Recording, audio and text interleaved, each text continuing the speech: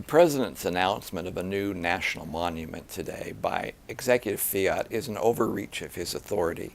I mean, this is one of those situations where clear back in 2010, Interior Department came up with their treasured landscape initiative, things that they said they were just sitting around trying to daydream about what possible things they can do. Well, bit by bit, that treasured landscape plan is becoming a reality.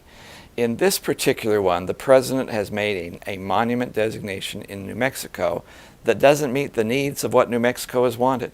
The congressman for this area had a much smaller bill that dealt with what was truly needed to be protected.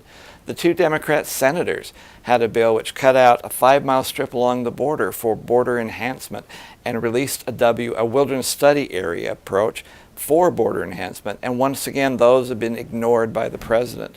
The local law enforcement has concerns about us. The people who live there, who are ranchers, have concerns about what will happen to their grazing rights, which is a property right. All these issues should have been talked about or discussed ahead of time. But obviously what the President is doing is abusing the Antiquities Act to make a political statement, a statement that doesn't solve the needs of the congressmen or the senators or the ranchers or law enforcement or the Border Patrol in this particular area. By not dealing with that wilderness study area, you have now created a large swath of land right on the New Mexico border, which is not going to be available to the Border Patrol to patrol or to control in any kind of process with a mechanized vehicle. They have to do it only on foot. That is ridiculous. And it means there is now going to be a new avenue for the cartels to enter this country with illegal drugs and with all sorts of human trafficking. And the President should feel some responsibility to do it. Look, the House of Representatives tried to change this process by passing a bill recently, which said if the President is going to insist upon making these monuments through the Antiquities Act, at least he has to have a public hearing to find out what these issues are and what the problems are and see if you can address them before you make the monument. Now the only thing we can do is try to go back and fix what the President did with this public political effort that actually doesn't solve any of the needs of New Mexico or this nation. He overreached. He did something wrong. It's got to be fixed now. And that's not the way good government is supposed to run. Hi, I'm Congressman Steve Pearce from New Mexico. The President told us in his State of the Union this year that he would ignore the will of Congress and bypass them if they did not pass the bills he wanted. Just this week, he showed that contempt for the legislative process by designating a monument in the 2nd District of New Mexico. Now, the area that needs to be protected is about 55,000 acres, but the President designated almost 500,000 acres, one of the largest land grabs in New Mexico that has ever occurred. Now, what the local community had told him was, let's not do this, let's do the smaller footprint. Real estate, the business community, ranchers, the governor, soil and water conservation districts all logged in to say that we need the smaller footprint. Now what it did is it took away grazing rights from individual ranchers, private property rights.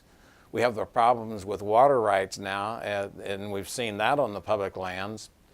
Flood control, the people who have been responsible for controlling the floods along the Rio Grande and Hatch and Las Cruces both have flooded in recent years, and that group responsible said if it is designated as wilderness, we're not going to get access to maintain those structures. We saw the same thing in Tombstone last year.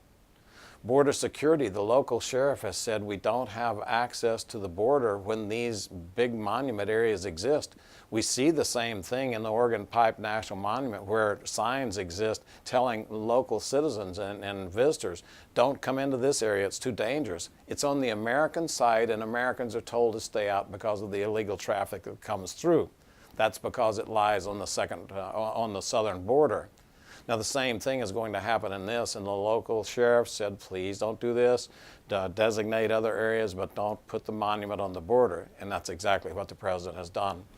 So with ignoring all of the input and designating this monument, the President has said, well, it's going to be good for economic development.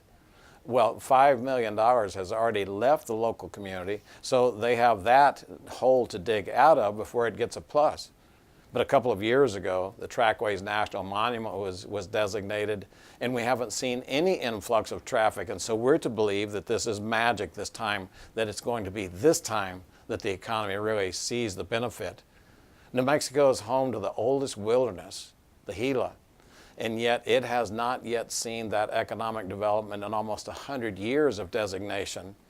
So the whole idea that this government action, this government taking of land is going to somehow create the solutions for local economies just flies in the face of what we've experienced as a nation. Again, I'm Congressman Steve Pearce, and I thank you for watching this.